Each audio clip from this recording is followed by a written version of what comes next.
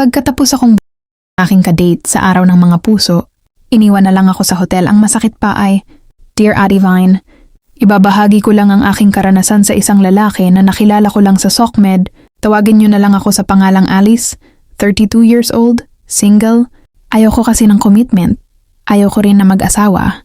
Kanya-kanya naman tayo ng choice sa buhay, pero makikipag ako kapag gusto ko. Pero itong ka-chatmate ko kakaiba ang naranasan ko.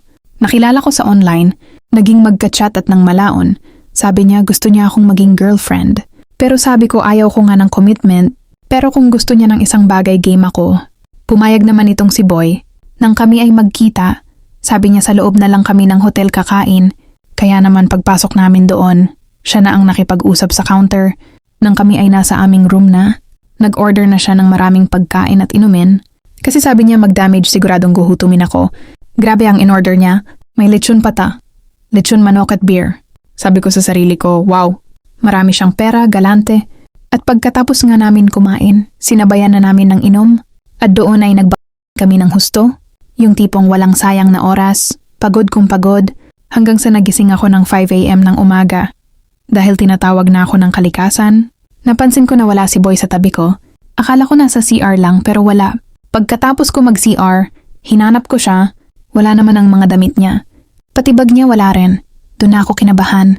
Kinuha ko ang cellphone ko para tawagan siya. Pero nakablock na agad ako. Doon na ako mas nataranta. Tiningnan ko agad ang bag ko. Wala nang laman ang wallet ko. Wala na rin ang isang cellphone ko. Pati ang relo at kwintas ko napaiyak ako dahil walang tinira sa akin. Kahit sa pinakamaliit na bulsa, walang tinira. Kaya kahit pamasahe wala ako, pagbaba ko sa lobby palabas na sana ako. Sinita ko ng staff doon. Dahil hindi pa pala kami bayad sa hotel at food, doon na ako umiyak. Hindi ko alam paano ako haharap sa mga staff, kaya nakisuyo ako nakakausapin ko ang manager. Nang makausap ko ang manager nila, sinabi ko kung ano ang totoo.